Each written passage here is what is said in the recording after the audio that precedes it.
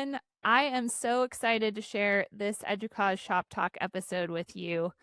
This one is a personal favorite for me. In it, we talk about the value of the humanities in our current age of AI.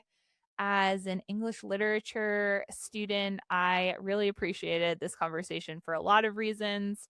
You'll see that our guests, Jason Gulya, Deseree Probasco, and Bethany Smith, are really enthusiastic about the topic.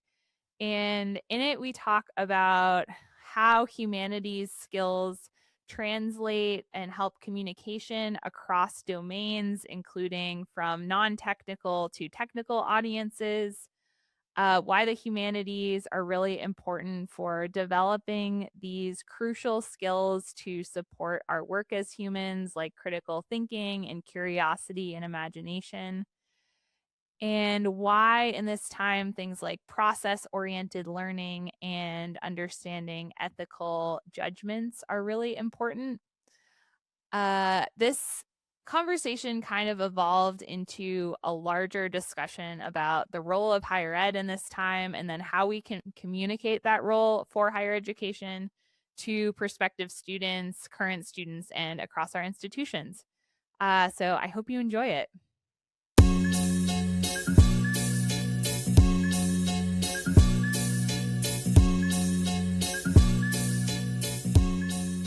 Hello, everyone, and welcome to EDUCAUSE Shop Talk.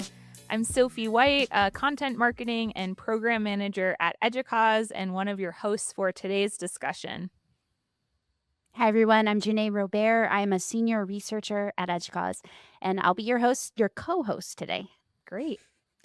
So I will introduce our three fantastic guests today, and then we will jump into the discussion. Today, we are talking about the value of humanities skills in this age of AI that we found ourselves in. And I am really thrilled about this topic. I have a personal attachment to it, so I'll talk about that in a minute. But first of all, I'll introduce our guests for you today. We have Deseree Probasco. Deseree is Associate Vice Chancellor of IT Governance at Lone Star College, where she leads work at the intersection of data governance, AI readiness, and institutional transformation. With a bachelor's degree in English from Princeton University and a master's in English from Sam Houston State University, she brings a humanities-informed perspective to emerging technology, emphasizing critical thinking, language, context, and ethical judgment as essential skills in the age of AI. Thanks for being here, Deseree. Thanks for having me. Hey. Next up is Bethany Smith. Bethany is Director of Instructional Support and Training in Delta at NC State University, where she leads faculty development and instructional technology initiatives that support innovative teaching and learning. With more than 20 years of experience in higher education, she specializes in digital learning, faculty support, and course quality improvement. Bethany is a frequent presenter on topics including online learning, instructional technology, and faculty engagement. Thanks for being here, Bethany. And can you just tell us what DELTA stands for, what that acronym Oh, is? I'm so sorry. No worries. Digital education, learning, technology, applications. Perfect. In education, we love our acronyms. We do. And I feel like a lot of people know some of the more well-known ones, but that one was new to me. So Yep. That was sorry about that. no, you're fine. Thank you. And then last but not least, we have Jason Gulya. Jason is a professor of English and media communications at Berkeley College, where he is also the chair of the AI and Academic Integrity Committee and member of the AI Task Force. He's currently finishing a book on process-focused teaching in the age of AI under contract with the University of Oklahoma Press. Thanks, Jason, and good luck with your new book. Thank you. I have to actually go and finish writing it. Okay, so you're almost there. Almost. Great. Okay, so thinking about today's discussion, I mentioned I have a personal connection. I currently work for EDUCAUSE, which supports higher education technology professionals. I have a background in English. I was a double major in undergrad in political science and English literature, and then got my master's degree in English literature. And I I feel like I've had this sense for a while that these English skills were translating in some way to the work that I'm doing with higher education technology professionals, but I hadn't really been able to kind of understand the pulse of why that was. And then recently, there have just been these kind of interesting coincidences where Desiree, we were chatting a couple weeks ago in relation to your Ellis project at Lone Star College, which has to do with academic advising and using AI. And after we stopped recording, you said something about, oh, and I think that my English major background really helped me with communicating about these technology projects. I was like, that's interesting. And then I was at our cybersecurity conference and I was talking to Donna Petherbridge, who works with Bethany, about her English major skills, her time as an English teacher. She's now a vice provost and is on our EDUCAUSE board. Our own EDUCAUSE president, John O'Brien, has a PhD in English and talks about his time as an English major quite a bit. So I had this sense of like, what is this English major to technology leader pipeline that seems to be emerging?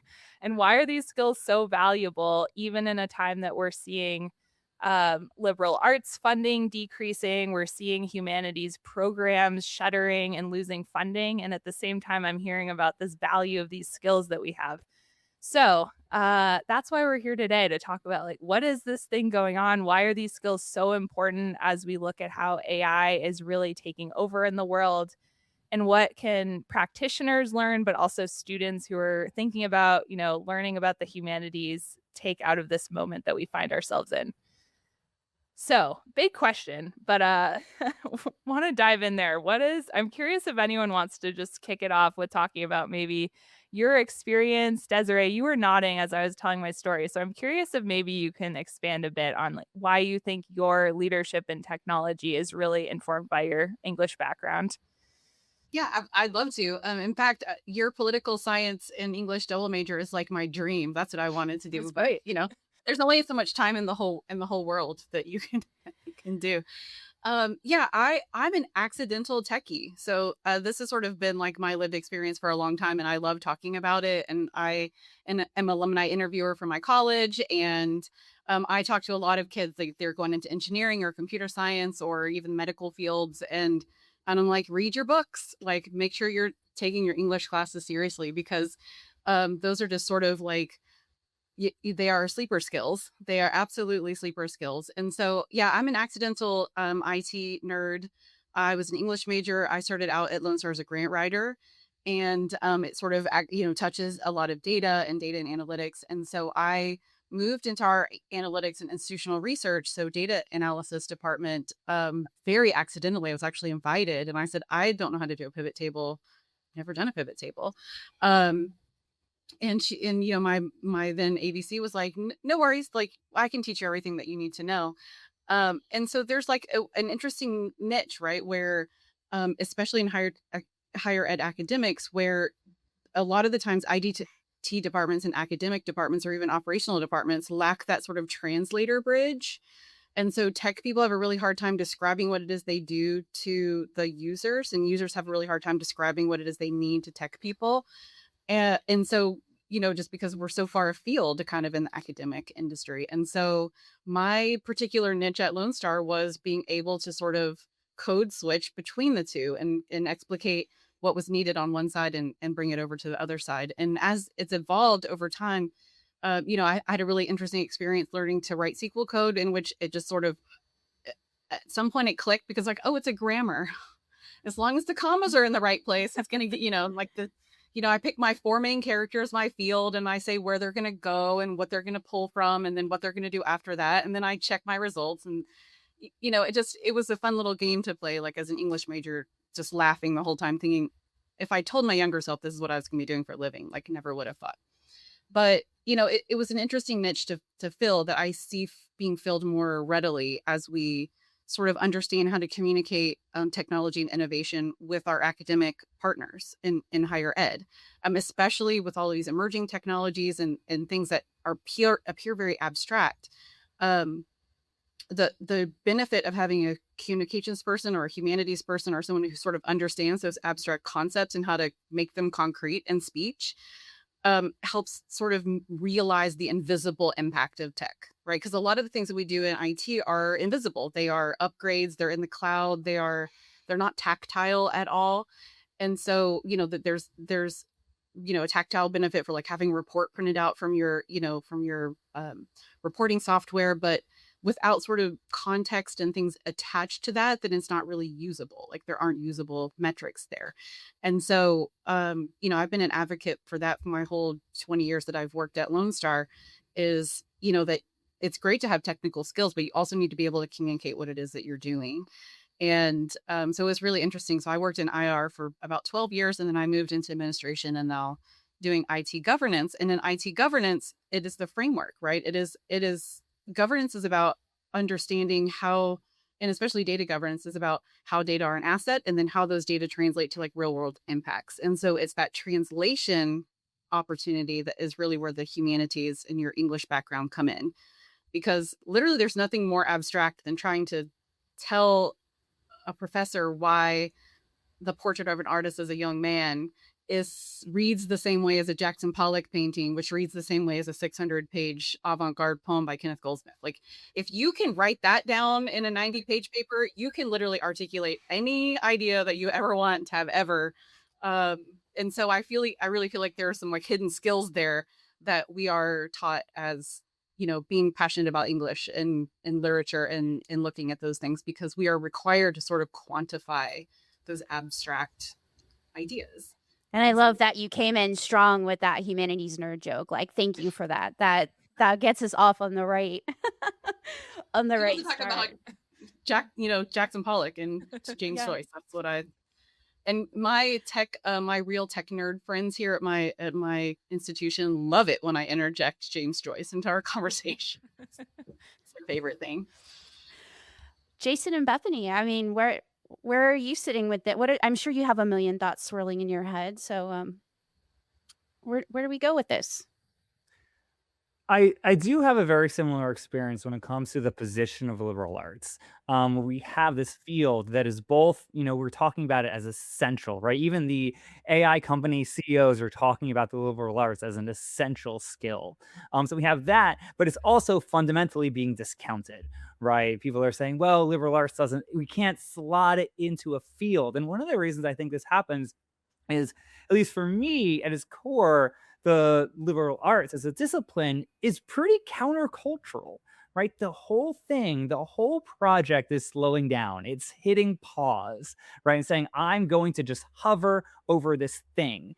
And that's an incredibly countercultural move, especially now with our technology and AI, where it's an age of convenience. It's all about hyper efficiency. And so we have a field that is all about, let's not do that. Let's hold that at bay. Let's slow down. And that's how you start to really, in many ways, start to recapture your value. One of the things that I ask my students is, can you really think about value, values, principles, intention, if you're always in a rush?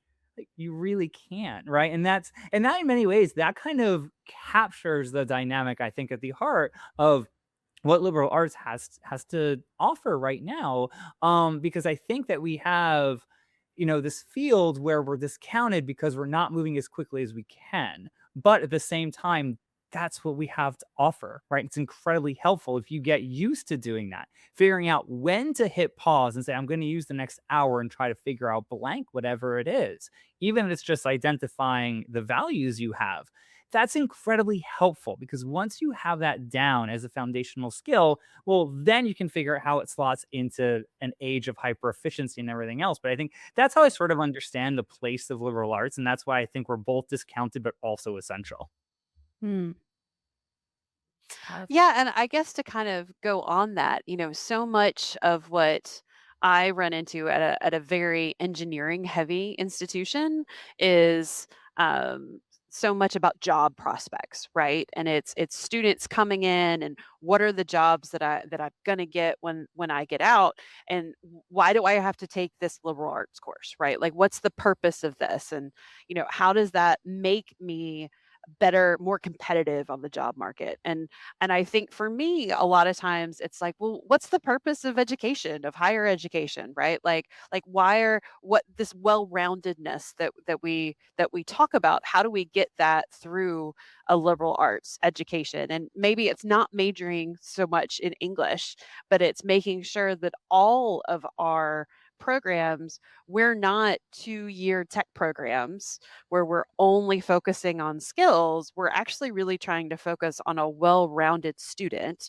right? That will become a citizen of this country, right? That will have informed opinions, that we want them to be able to make ethical decisions. We want them to be able to do those things. And that doesn't happen by just learning to program, right? That happens by all of these pieces kind of working together. And I think that value, I think, is important for us to think about. So I was a former high school teacher. I used to work a lot in the College of Education.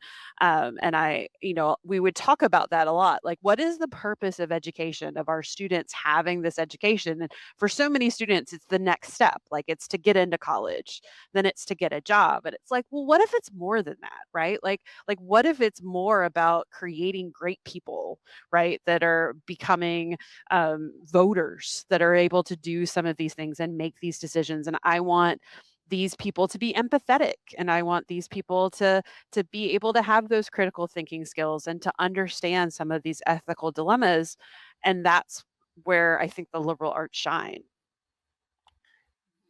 Yeah, and I see two obstacles here, and I'm curious what other people think about this, right? One obstacle is metrics. It's not always an obstacle, but sometimes it can be, right? How do you deal with metrics when you have something like the liberal arts and all of the skills we've been talking about, critical thinking, judgment, all this stuff that is simultaneously nowhere and everywhere, right? It's very, very difficult to nail down. And then we have a metric fixated culture. And that's one of the reasons I think we're left out. The other thing that I think is an obstacle here is over the last 30 plus years, many colleges, mine included, have really gone into the pipeline, right? Let's find the pipeline that gets us from college to the job, right? To a career. And one of the things I think will be really interesting, I don't know how it's going to work out, is arguably if we are moving into this phase where that pipeline is cracking, right? Where we really don't know what those jobs and careers are going to look like in 5 years, 10 years, 20 years. If the pipeline starts to crack, how does that change? Does that change, whether we understand the value of something like liberal arts? I don't know. I think it can go either way. But I do think that that pipeline, which has been, really firmly established in many institutions, we're starting to see it crack, maybe shatter at some point. And I don't know if anyone really knows what that's going to look like, but that'll be one of the interesting things I think to track over the next decade or so. Well, you add that with the demographic cliff, right? That's happening. And I think that's just a very interesting thing. And I think back to what Deseree said, something about like, if you would have told my undergraduate self that I would have been doing this, there's no way. Same here, right? Like there's no way that I thought I would be in this position 20, 30 years ago, right? Or even that jobs like this would exist, right? And that's really what it is. We're preparing students for jobs that don't exist yet, right? Or that and so what does that look like, right? Like how do you look at those skills? And I agree, Jason, so many of those skills are not quantifiable, right? And so many people have tried to quantify critical thinking, right? Or tried to quantify those things, and it is so difficult. We do know that there are things that, project-based learning and portfolios, and there's ways that we can look at some of these things, but I agree the and I would love to hear what Deseree thinks, because you seem to be really big into data and analytics. Like, how do we do that? Yeah, it's interesting. Like, when it comes to, I agree with the metrics point. Like, everything has to have a KPI, an OKR, something like something that's measurable. And measurement is fine, but what we do kind of lack, right, is the curiosity. So like liberal arts and English and history and like learning, sociology and anthropology and all those skills enhance your curiosity. And so when we're going towards an idea of like emerging tech is more like a mind than any other tech in history, and it operates more like our brain, and it is curious and it learns things, and it's non-linear. And so, when you have the students in a pipeline that is, you learn this and then you learn this and then you learn this and get a job, that they become disenfranchised or they become disenchanted with that pipeline and that job very quickly because they don't see anything past the job. And so when we sort of de-introduce, even with data and stats, if you sort of de-introduce this idea of like imagination and curiosity among those, then you sort of cease innovation, because, not like you said, the jobs don't exist. The tech doesn't exist yet. Like, we can't even know what is going to come. And so we have to be training, like we need to train students to have imagination so that they can see what's coming. They're not stuck in a thing that they have to do over and over repetitively. And I get into this debate all the time with people who are, and I don't want to say not readers, but they like a particular kind of book, and they're like, we don't read novels, and, we only like, nonfiction or whatever. And I was like, well, how exactly do you learn about the trouble you can get into with technology if you don't read a novel? If you don't read 1984, if you don't read Frankenstein, if you're not familiar with what can happen in, I don't know, Hitchhiker's Guide to the Galaxy, we will get blown up immediately if you don't understand what our place is in the universe. And the way to sort of test that scenario is by reading it in fiction. And so, I think that we put a lot, like we devalue a lot of those things, or students do, or maybe institutions do. And I'm saying that coming from a community college where we are a 2-year pipeline. We're a 2-year pipeline to transfer. We're like the tiptoe in for most students who, are just testing out the education waters, and then they end up going somewhere else, or they graduate with a workforce degree and they go into the career, into a career pathway. And, I feel like we are doing them disservice if we don't sort of introduce them to those ideas. Like, no matter whether you're going to be a welder or a machiner or a nurse or whatever, you still need to know what AI can do. Like, and, sort of the way that we do, like, honestly, how many of us, like kids from the 80s or whatever, were very aware of what would happen if we don't sort of adhere to the Prime Directive, right? Like, we watched all those We watched Star Trek. Yep. We watched Star Trek. We watched, like, like, don't cross the streams, like, if you don't sort of encounter those kind of cultural and like in curiosity, like those test scenarios, which is what really literature is like testing the human condition, then we're really not preparing well-rounded students. And then they kind of fall off that cliff, right? The cliff that you're talking about, where they just get to the end and they don't know what's next because they can't create it.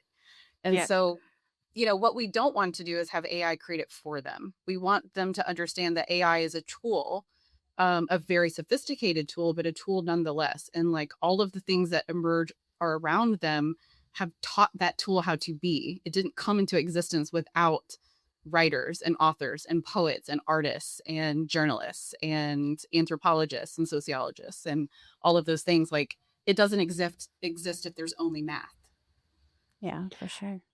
Yeah, Margaret Atwood came to speak to our genetics department because of her Mad Adam. I'm literally gonna die.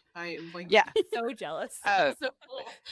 So she was speaking about her Mad Adam trilogy, which is a genetics themed series of books and about genetic manipulation. And she's like, my job to speak to all of you scientists, because we have CRISPR on campus and we have all of these big things, was like, my goal as a writer is to think through the things that you might ethically have to think about one day, and to think through the consequences of what those things are, so that you can see how those play out. And she says that she was describing how her whole family is scientists, and that was really important for her to show that thought process. And it was a very impactful speech, like, to hear her talk about it. And it reminds me of, because I am also a big Trekkie, grew up in a big Trekkie family, and thinking about like that idea. I love that people have invented things because Star Trek thought of them, right? Like, that's what's inspired them to do it. And it's kind of, or even reading books, like I like, there are books that predict the internet before we had an idea of what the internet really was, right? Mhm. And thinking about what those things are. Like, if I think about Ender's Game has this whole thing about student laptops and devices on their desks and how they interact with them and how they talk with them. And it was in the early 1980s, and I talked to my students, and they're just like, how did they know the internet was going to exist and that it was going to be look like that? And it's that whole chicken and egg thing. Like, does it look this way because this person envisioned it this way, or does it, or is it the other way around? Like, how does that come in? And I think that's another really great point about how liberal arts and humanities and reading in particular, which I'm very passionate about, I think are so important for imagination and empathy in in this technical world. 100%. I just finished reading Cosmos. So Carl Sagan, Yeah. Cosmos. I had read it a long time ago, and then my husband and I are doing like a book club, and so I've been assigning him these books. I'm like his English teacher. I'm like, here, read these books. And, there's a very interesting segment in Cosmos where he describes that science wasn't always science. Science was imagination at some point. And magic. It was magic. It was absolutely magic until you could, as Jason was saying, is until you could quantify something, until you could put something concretely on paper, science didn't exist. It was, how did he describe it? We figured a few things out, and then we said, and then a divine being did this part, and then we figured a few more things out, and right. So all the things that were unexplainable were sort of assigned to a deity, and then we figured a few of those things out, and then we just go to the next gap that we can't explain, and then that's where magic lives, and that's sort of where that imagination and curiosity lives until we can quantify it. And it's interesting because you have this argument that like, oh well, your science kills imagination, but it really doesn't. It sort of perpetuates imagination because there are always gaps to fill. Like there's always gaps in knowledge, and curiosity is just the version that you feel when you don't know something. And I think want to know. Yeah, I think science kills imagination. And as somebody that's, a former educator working with that, because we've sometimes taught it that way, right? Like you had to know how your hypothesis was going to end up before you could do your science experiment, right? Like, and do your thing. Like there wasn't room in a lot of the standards for curiosity or failure in a way that true science should have. But now we know in tech that that's just user acceptance testing. You just have to know like what the user's going to get. And they have to go, yeah. And then just roll an update in 2 weeks and we'll be fine. Exactly. And that's really all it is, right? Like we just update, like every millennia we update what our knowledge is. And it's really interesting. So like, what is, Sagan's philosophy is humans are the way that the universe understands itself. And I love that idea that tech and humanities really aren't separate. They just have different languages, and you just have to figure out how to translate between the two languages, and one would not exist without the other. And that's the project of the liberal arts, right? If I was spending some time this morning and trying to figure out what defines the liberal arts. And what I kind of came up with was that we refuse to be defined, right? We move around, right? So when I did my dissertation, on 18th century century British allegory. All right. And so, I went and I said, well, what am I going to need to do to figure out this thing? I read literature, obviously, but I had to go into a deep dive into history, a deep dive into theology. I had to do a deep dive into science. I had to go and I had to move all these different things. And the rule for me was go wherever you needed to go to figure out blank, right? What I was trying to do. And so for me, that's like what the liberal arts does, right? The fact that we look at these different fields and we put them in contact with each other and try to figure out how they connect, where they don't, where they connect, where they don't connect. I think that's a lot of what the project is. And I think that, the big thing here, and I was thinking about this with Deseree, with your example of Margaret Atwood, right? That so much of this comes to translation, right? How do we translate that value for our students, for society, right? Action and basically front load intentionality and say, this is why I'm asking you to read this 200-page book instead of popping it into ChatGPT and getting an AI generated summary, right? This is why I'm asking you to do that. And I think we need to really, really push that, because what we're really doing a lot of the times, we're saying, you could do something in 5 minutes. Or you could spend the next 5 days reading that book, and we have to show the value of that. And I think that on top of that, we have this system that is very product focused. that students are very much interested in how do you create the product. Usually it's a paper, it might be a presentation, right? It's all about that thing that you create. And so what ends up happening is that we lose the process, but the process is where the learning happens, right? I mean, for a long time, even when I was teaching just conventional papers, the paper was sort of important, but what I really cared about was what they learned as they went and created. And so I think that we have to do some work in translating the value process, translating the value of the liberal arts in general, to a bigger audience, whether it's just our students or society more broadly. And I think that's something we just need to do consistently. Your process driven is one of the number one recommendations I have with faculty when it comes to AI, right? Like that it's all about the process and having your students showcase their process, walk it through that it I mean, I never thought that a 50% of a grade should be a final paper anyway, right? Like philosophically, you didn't do that. But now there's an even better reason why you should have them, go through, turn things in as part of the process, reflection that goes with that, peer review that goes with that. Like all of these things that I've always thought were really good, strong teaching things are things that in the age of AI, that's what we're encouraging more faculty to kind of do when they're rethinking their assignments because all they want to do is AI proof their assignments. And so it's like, okay, not possible. Let's talk about all the other ways that we can show you as part of that learning process. But I completely agree. I think the process is so important. And I also think that students reflecting on that process, right? Like at this stage, or the feedback that I get from somebody, or what am I going to do with this? Did I take it? Did I not take it? Like those decisions and thinking about those decisions, that thinking about thinking, that metacognition is just going to be really, really powerful. Oh, I totally agree. Like we can't ignore it. I mean, it's here. Like AI is here, and I think the educators that are most successful, especially in English or writing intensive things, is not to ignore it, is to have your students interrogate it. Like argue with the AI. That's what it's for. It's a tool. Like there's no it doesn't have feelings. Like ask it a question and then argue that question. I mean, I remember being handed back a million papers with a big so what? Who cares, right? Like, is this right? And it didn't matter whether the statement was actually right or not. It was the challenge of prove to me that it's right.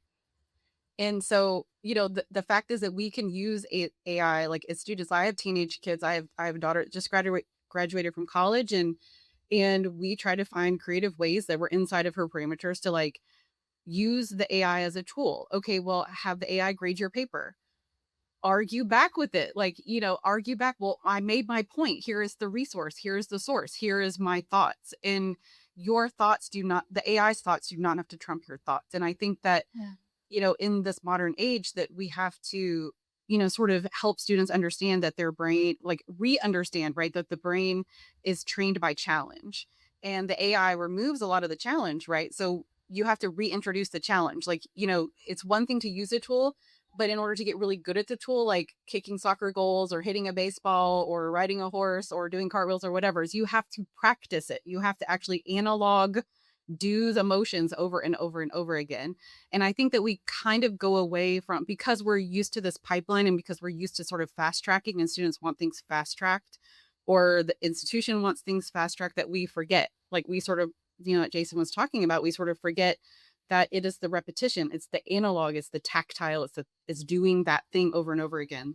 I feel like this argument we've been talking lately about the value of higher ed in general, that came out a lot in our Horizon report that was recently released. And for me, this argument we're talking about in the liberal arts vein right now, but it expands to all of higher ed. When there's a credentialing program where you can do some kind of 8-week boot camp and get a credential as opposed to a 4-year degree, there is a very real argument to be made of, what's the point? But I think what we're talking about is this curiosity and these skills and how lasting they are is really why we're so valuable as higher ed, that we are able to teach students how to adapt in this world that's changing so quickly.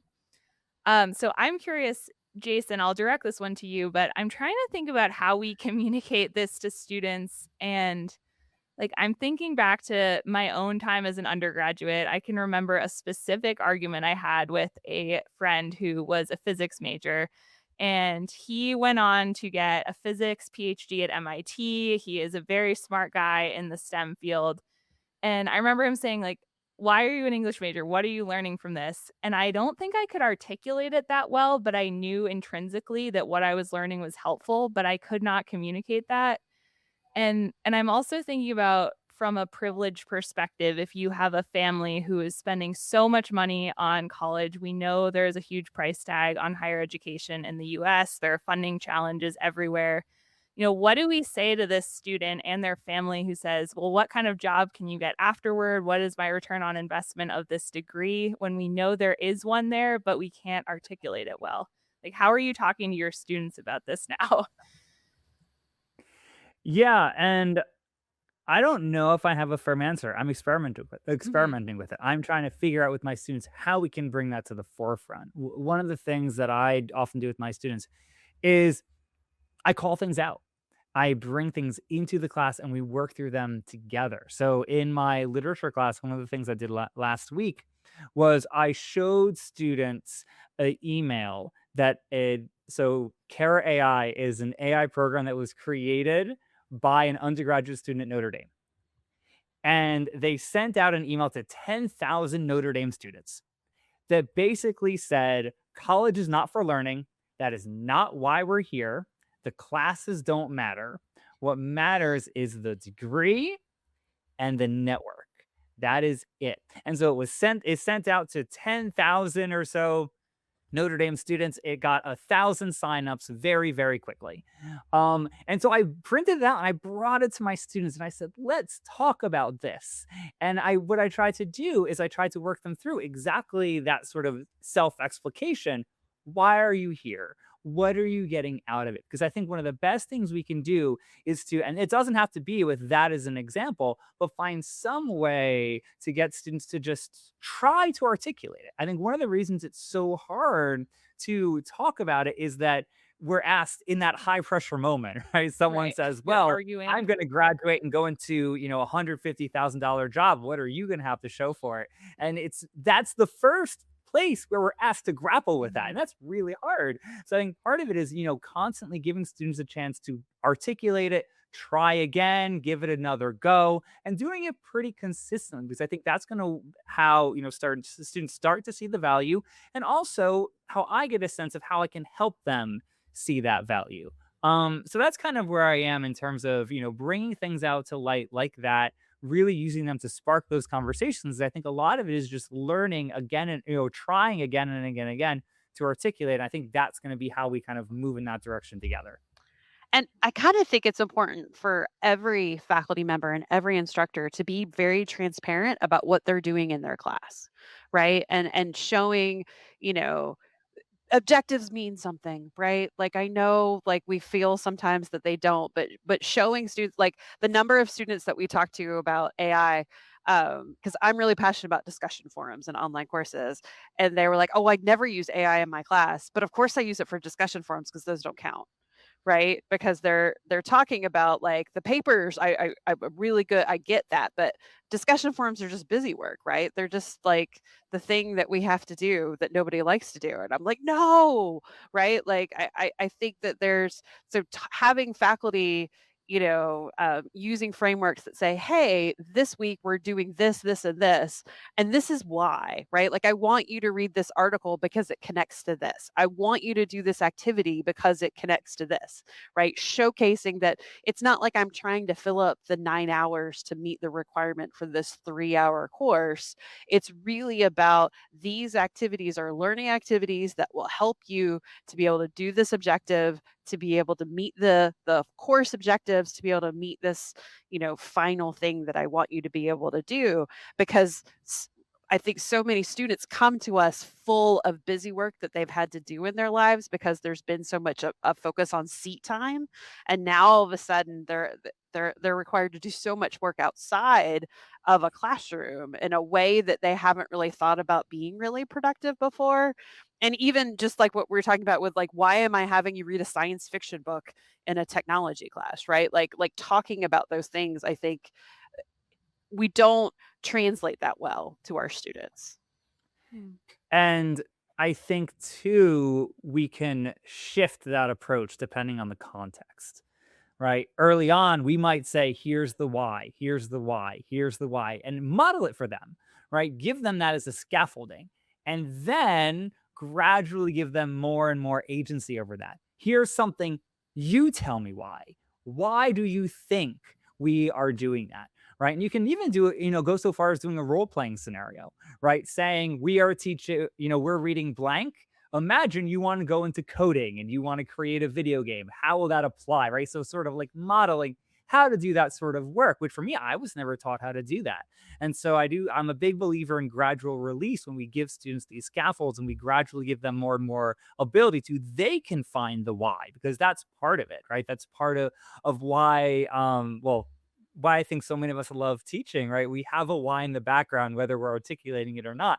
And so I ask my students, even if it's just a guess, right? Why do you think this is valuable? This is something to work on. This is something we're doing. And I think that the process of doing that is really valuable, even if they're not like creating a great explanation. What matters is that they're searching for that explanation. Right. They're doing that thinking about thinking of metacognition, right? Like they're doing that aspect of it. They're putting in the work of that becomes so critical to learn. They're learning about discourse. I love it. I mean, I think that I think it's such an excellent point. I don't teach any classes right now, but in the term of like of that sort of translation for like tech, I have a lot of people that work for me, and they toggle switches, and they look at networks, and they do data analytics, and they do a lot of things that seem very concrete and have an answer. And so when they are faced with something that does not have a concrete answer, that's where they need some support, right? They need support. And I think students are the same, right? They are undeveloped. And so they need that support to understand that there's not always going to be an answer. And sometimes you create the answer. And the answer is not one singular answer. And that is probably the best thing that I learned throughout my 8 years of English literature training, is that anything that I can argue well is the answer. Like I never had a professor come back and say, this is wrong. They would say, I would not have written this, but that was not a wrong answer. It is whatever you can argue well is the answer. And, so when we translate that, when, I have a group of analysts and they're like, we don't know how to fill out our performance evaluations because we don't know how we impact student success. Well, let's think about how you impact student success. Let's look at the whole giant picture of everything that you would do as a student. And where do you fit? Like, where does your skills and where your skill set sort of plug into that? And it's the sort of the same thing is trying to teach your students. Yes, you want to become a mechanical engineer.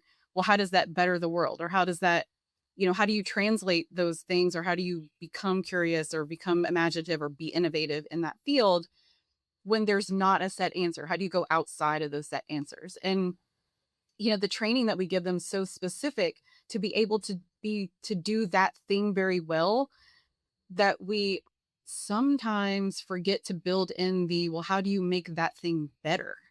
You can do the thing really well, but how do you make it different? How do you change it? How do you adapt it? Like, how do you become adaptable to that? And I think, those humanities skills, which give you a lot of latitude, right? They give you a lot of latitude to sort of think freely about things and add to discourse, because that is the biggest thing, right? Your freshmen, like professors in your English class, are like, you have to add to the discourse. You can't copy someone else's discourse. You have to have your own thoughts. They don't have to be original thoughts. They don't have to be groundbreaking thoughts, but they have to be your thoughts. And so, it's the idea of, we have, these students who grow up, right, connected to everything. I did not grow up connected to everything. I hand wrote notes. Like, we only had computers in a lab, like we did not have access to like the internet or, note-taking devices or whatever. If I'd have a pencil and a piece of paper, and if I forgot to write it down, I did not study it for the test, And so we have to sort of think about, like, they're connected all the time and everything comes really easy for them. And they think that that there's no original thought. Everything's been said. How many of us in the English field are going, I don't have anything original to say. Everyone has already said the thing that I wanted to say, And then you just have to power through that. And so with our students now, in these like really short and truncated like pathways, we don't give them the latitude to sort of power through that. I am adding to the discourse. Like I personally can add something to, to my career path or whatever. And it's such an interesting thought whenever we're onboarding, like, fresh out of college, like, students into our organization, and they're like, tell me what to do. And I was like, you tell me what you're going to do. Tell me. I think. Oh, sorry. God, I didn't want to cut you off. Oh, I think. I was at. Oh, go ahead, Jason. Yeah. You go ahead. All right, let's do this. Since we only have 5 minutes left, I thought it might be fun to end off on returning to our original question, which was, why do humanities skills matter in the age of AI? And I've heard so many good ideas from all of you. What would be the one word response that you would give in response to that question? And remember, you don't have to encompass all the ideas in one word. We did just have an hour conversation, and the viewers and listeners will hear it. But what's one thing you'll take away, and you hope that our audience takes away, as why humanities skills matter in the age of AI? So I was going to say one thing. I would have said empathy before I came here. That was what I feel strongly about. But now, after our discussion, I really think imagination is where I would go. I heard that too. Yeah. I'm gonna go with humanity. Okay. I'm not gonna give any clarification. That's no right. context. I love it. I love it. No context. Yeah. Don't forget the human. Yeah, that's right. Human in the loop. I will have to piggyback off imagination. I was going to say curiosity. So that, that ephemeral, I want to learn, sort of drive that we have when we're kids that we should retain when we're adults. love that. Sophie? Ooh, I didn't know I was answering this, so I haven't been thinking. Oh. I was On the thinking spot. curiosity, but this one is I feel like maybe encapsulates all of them, but I think sustainability in terms of these skills are helpful into the future in sustaining humanity, sustaining curiosity, sustaining imagination. And Jenay, I appreciate that you're our researcher in the room to, bring us back to what does this mean? Let's do some research on Let's go back to the research question. Yes. Well, which I think everyone did an amazing job of answering the question throughout, but it's always nice to sort of reflect a little bit. Yeah. And I agree. I think with this imagination thread that multiple people have brought up over the course of the whole hour, and that might just be because I live in Central Florida, so I'm near Disney World, and I just think of imagination all the time. But yeah, I think it's one of the big take homes from this conversation for me. Same here. Well, thank you all. I feel like we were all so energetic about this topic, so I appreciate all of the energy and ideas and curiosity that you all brought to this. I think this is such an important thought about why higher ed matters, why the humanities matter, why students should study these things, and then also why as professionals we should keep honing our own humanities skills so that we can better show up in the world and for our institutions. So thank you all so much for the time today.